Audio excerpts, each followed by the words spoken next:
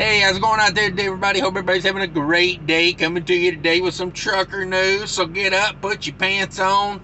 I guess I shouldn't say that. I ain't your daddy. Watch it with your pants off for all I care. It could be more fun that way. Just saying. Let's get into some news stories. I'm gonna be like the official news, you know. Got the little thing. I'll put that in the post editing. Let's get to these news story though. Let's get some good ones. I got some good ones for you today. Been on vacation. I'm back. I'm full of energy.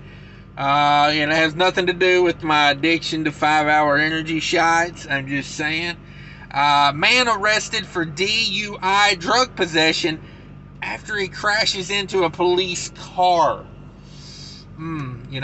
He's really going to be bummed out when the drugs wear off. I'm just saying. A semi-truck once used by the cartel has now been donated to a prison so they can train prisoners how to drive truck. I'm just saying, I thought we already had that. I thought it was called Western Express. My opinion, don't sue me over that Western Express. It's a joke. It's a joke. Come on. Semi crashes into a house. That's under investigation as a DUI situation. Yeah, I would hate to think your foot slipped off the dash and you crashed into somebody's house in your older white Volvo. Just saying. What do we got here? 46 people believed to be migrants found dead in a tractor trailer in Texas. Is this not becoming a damn dead old, just beaten story? I feel like every time I do trucker news, there's one of these 20 people found locked in the back of a semi. Yeah, I got rules to this, so stick around. I'll teach you about the rules of hauling migrants. Anti-speeding enforcement blitz taking place now through early September in Connecticut, so we'll talk about that a little bit. Group releases a statement after truck and car convoys block traffic on DC area roads. I've got a lot of opinion on that. Stick around, we'll talk about that one. I like this story just for the visual. I'll throw a picture up here. Bankhead Tunnel reopens following incident that tore a trailer in half. Boys, that's some clickbait. Maybe I should have made this the thumbnail title here, because this looks like a wreck from where right here. And the family of the Shockwave, the jet truck that crashed, fatal crash, it's a bummer. Guy following his dream, driving a jet-powered semi-truck, crashed. And the family has made a statement about it. They reveal they think they know what happened there.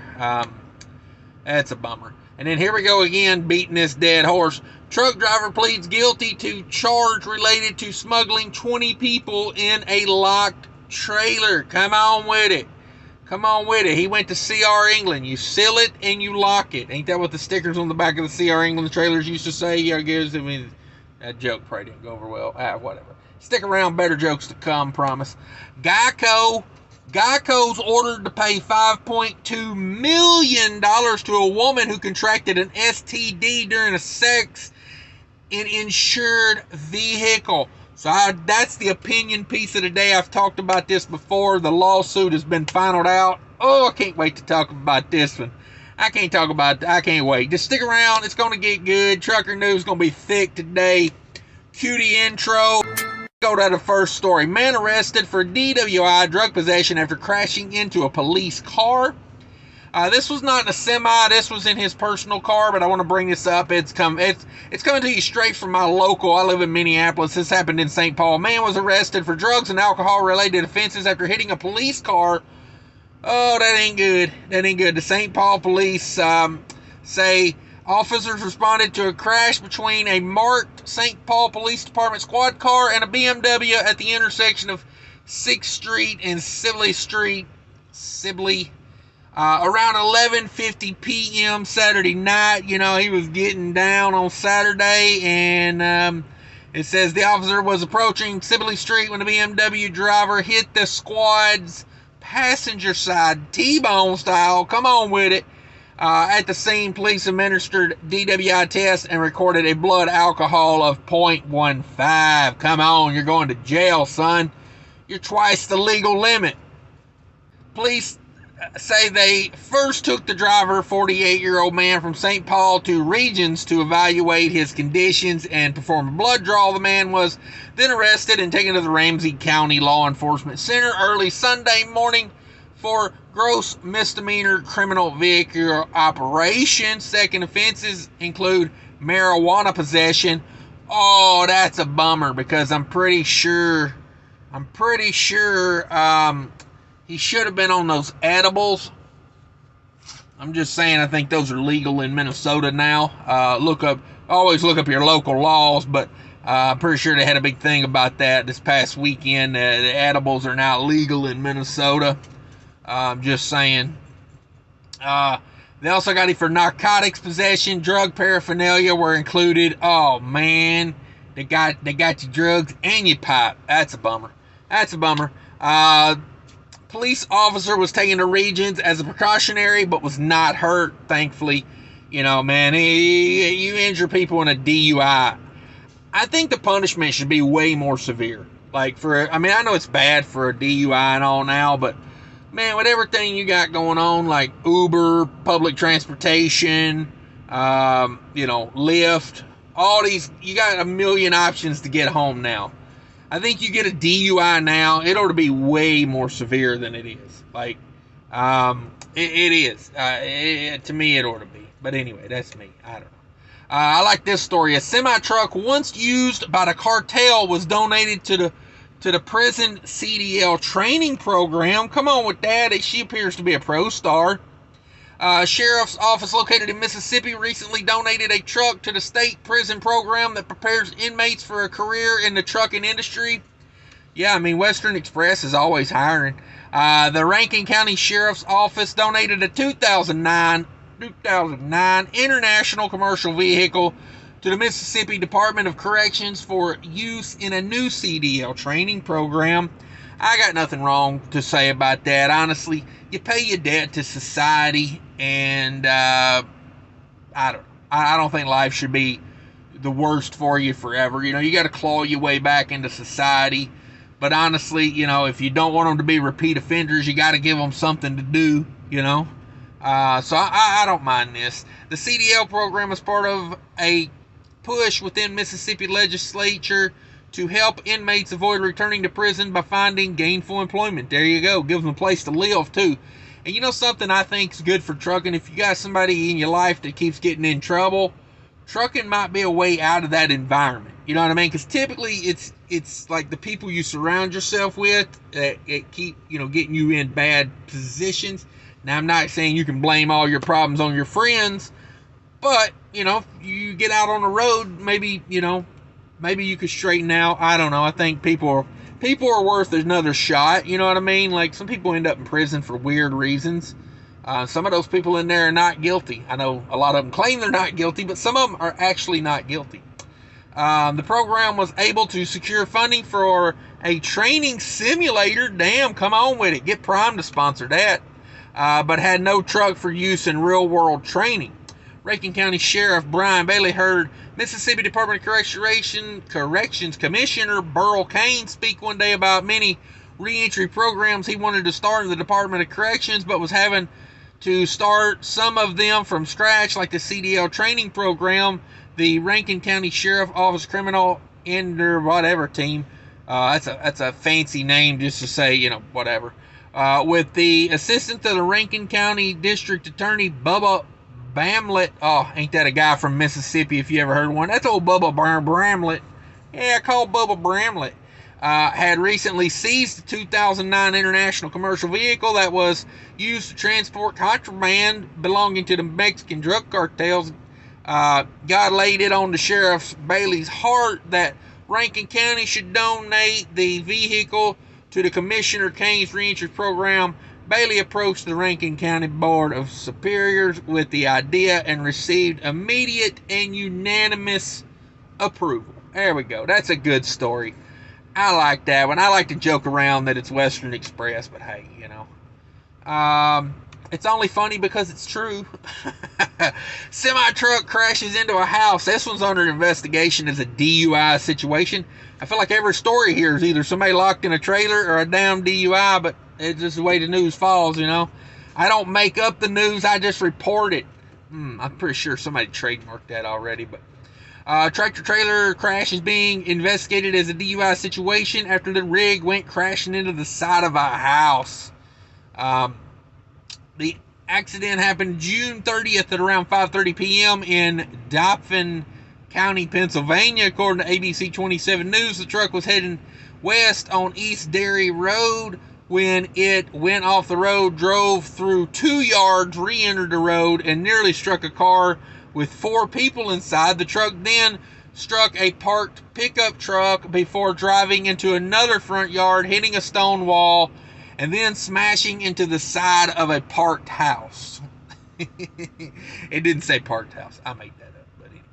47-year-old Daniel Moore was able to exit the truck with some assistance from first responders. Moore was then transported to a nearby hospital for treatment of his injuries, but is expected to be okay. Police say they are investigating the incident as a possible DUI case. Anyone who witnesses the crash is asked to contact Derry Township Police. There you go. If you witnessed that, give them a call.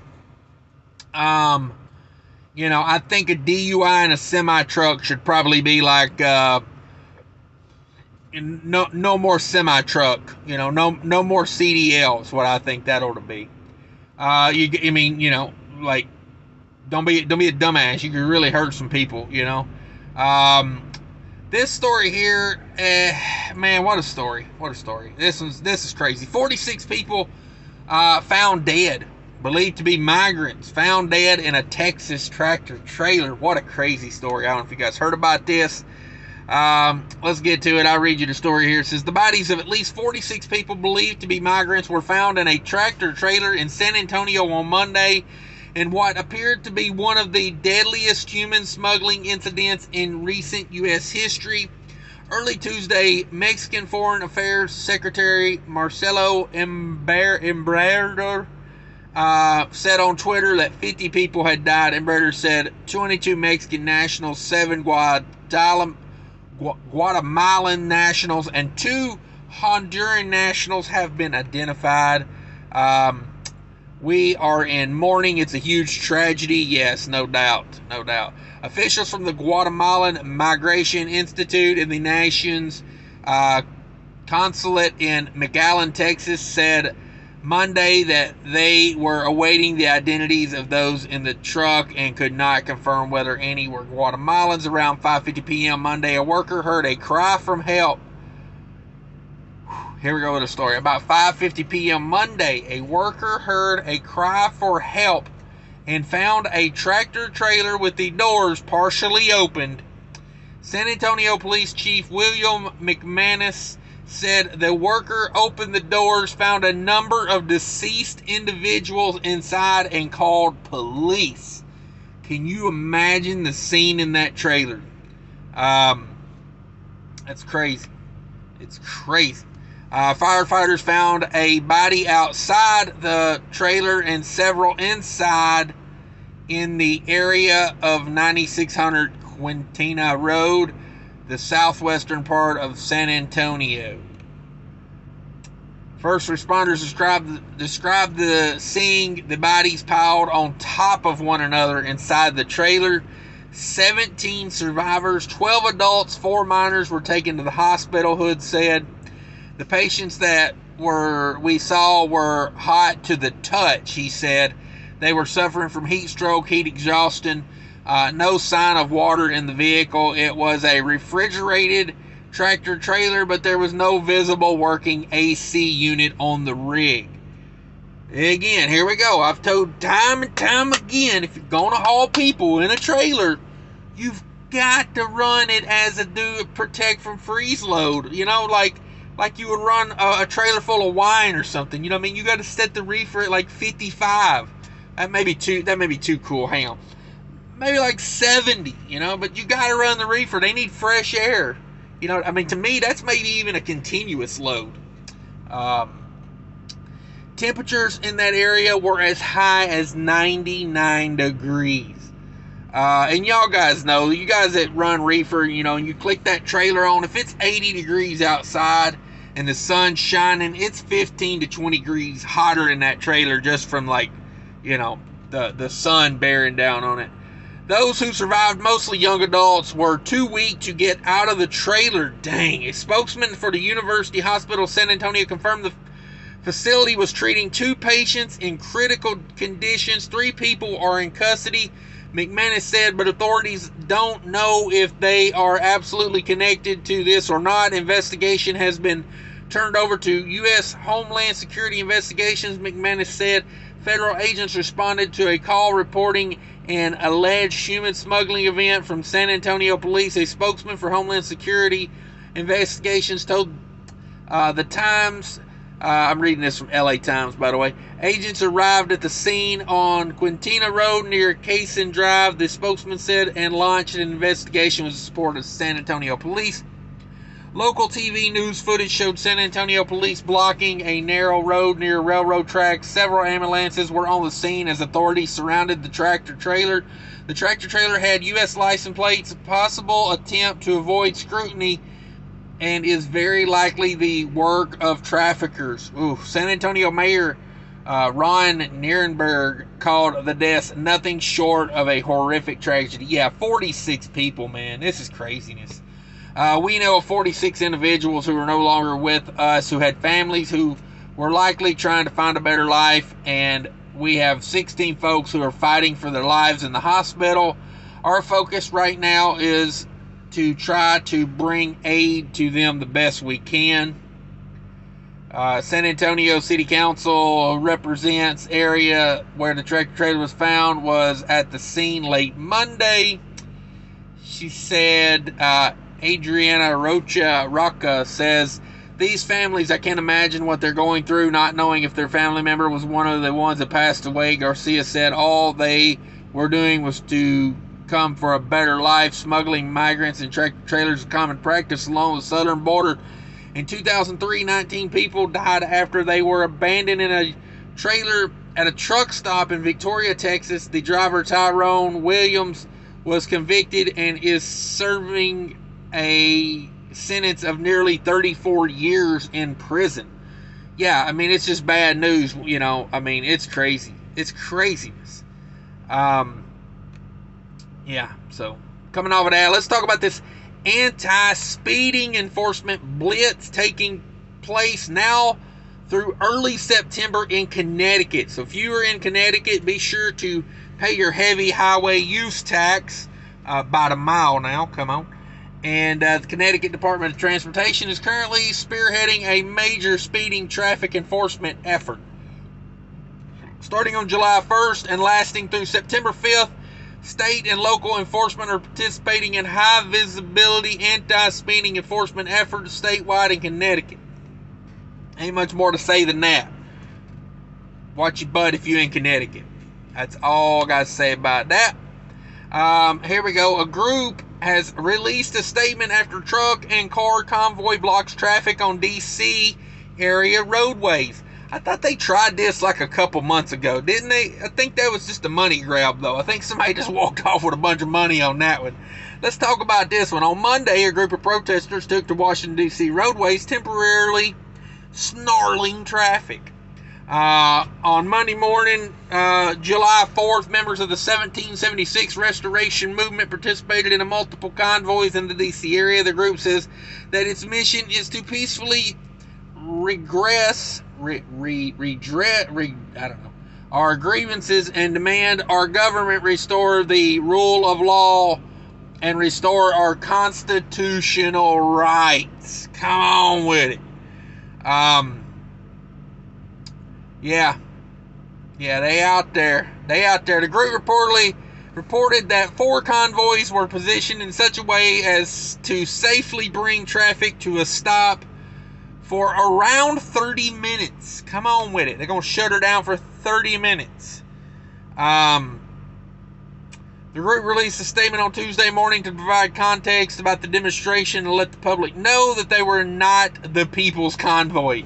I'm so confused. Are you the People's Convoy or not? I don't know. It's all a bunch of bull crap. I will say this.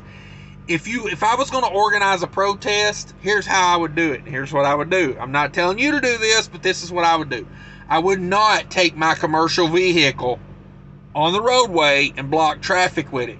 What I would do is I would go rent me 10 U-Haul trucks, and I would put banners on the sides of them saying who we are and what we about. And then I would block traffic with those U-Haul trucks. Because they can't take your DOT number. They can mess with you. They could put you out of service forever for blocking traffic if they wanted to. You piss off the right people, you could be in a world of hurt. So don't block traffic with your semi would be my recommendation. Now you do whatever you want to. I don't care. I'm not a fan of blocking traffic to get what you want. People could die because of you if you're blocking traffic. But that would be my thing. If you're going to do it, don't do it with a commercial vehicle, because I don't know who you are. I don't know what you represent. Spend some money. Go rent some U-Haul trucks, some Penske trucks. Put big banners on the side of them that say, hey, we're not the People's Convoy. All right, moving on. Sorry, I had to. Bankhead Tunnel reopens following incident that tore a trailer in half. Whoo, man, what a picture this is. Y'all want a deal on a trailer? I got one here that's half off. Come on. It may not be half off, but it's at least 15% off. Alabama Department of Transportation says the tunnel in Mobile has reopened following a Wednesday morning incident that left a truck's trailer mangled. According to the ALDOT, the incident occurred 6 a.m. July 6 at the Bankhead Tunnel in downtown Mobile when the driver of a truck ignored height warnings. The tunnel has a 12-foot clearance. Now, I don't know about you guys, but let's do a little quick math here. Tunnel, 12 foot. Okay? 12-foot tunnel. Truck, 13.5 foot. I'm going to give you a little visual here. Bam! Bam, bam, bam, bam. It don't work. You know what I mean? It don't work. But there you go. I'm sure, there was, lots of problems. If you smash her into a 12-foot tunnel, you obviously ain't doing something right. I mean, let's just face it. But it tore the trailer in half, but they got to reopen. Good riddance to hopefully that puts an end to people hitting that tunnel. Maybe that'll wake people up. Here we go. Here's another bad story. Family reveals suspected cause of fatal shockwave jet truck accident. Man, I hate the story on this one. But the father of the driver who lost his life while driving a fan-favorite jet-powered semi-truck has provided new information on what he believes led to the fatal crash. Chris Darnell, 40, lost his life in an accident that occurred around 1 p.m. on July 2nd at the Battle Creek Field of Flight Air Show and Balloon Festival in Battle Creek, Michigan. As a part of the stunt, Darnell was racing two airplanes when jet truck Shockwave crashed at the air show. Oh, it was bad. No other injuries were reported. Neil Darnell, father of Chris Darnell, recently provided an update on the events leading to the crash that killed his son. Neil Darnell explained that a blown tire ruptured Shockwave's fuel tank. As the tire came apart, it ruptured the fuel tank on the left side of the car, of course, initiated the fire. It happened so quickly that Chris didn't have time to react, and he perished at the scene, man. Tough story there. Tough story. Truck driver pleads guilty to charge related to smuggling 20 people in a locked trailer. 20 people. Texas-based trucker admitted to his role in a human smuggling attempt that was thwarted by the Border Patrol agents in October 2021. On July 6, 2022, Houston resident Vince Ruiz III, 32, pled guilty to one count of transporting illegal aliens within the United States, according to the U.S. Attorney's Office for the Southern District of Texas. On October 5th, 2021, Ruiz drove a white Freightliner tractor pulling two trailers marked FedEx Ground into the primary inspection lane at the Border Patrol check located near during the inspection, the K9 alerted authorities to one of the trailers. Subsequent search of the trailer revealed 20 undocumented individuals inside behind a locked door. Ruiz admitted he drove to Edinburgh to pick up the trailer and return to Cyprus. During the trip, he pulled over to the side of the road in a secluded area where the undocumented individuals were then loaded into the trailer. Authorities later determined that the people inside of the trailer were in the U.S. illegally. Well, surprise, surprise. That was good investigating there, boys. Ruiz is scheduled for sentencing on October 4th, 2022. He faces up to 5 years in federal prison and a possible $250,000 fine. Come on with it. Come on with it. You have to smuggle a lot of people to get that $250,000 back, I reckon.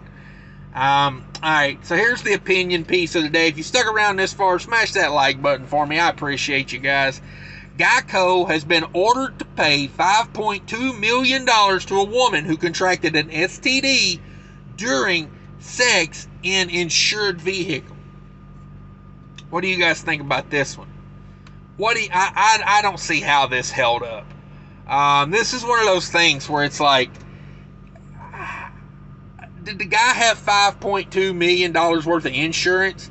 And the only reason I want to bring this story up is for you guys that have commercial insurance, and you, just so you know, if you go picking up some roadside, you know, if you getting into that game of playing out here in the parking lots,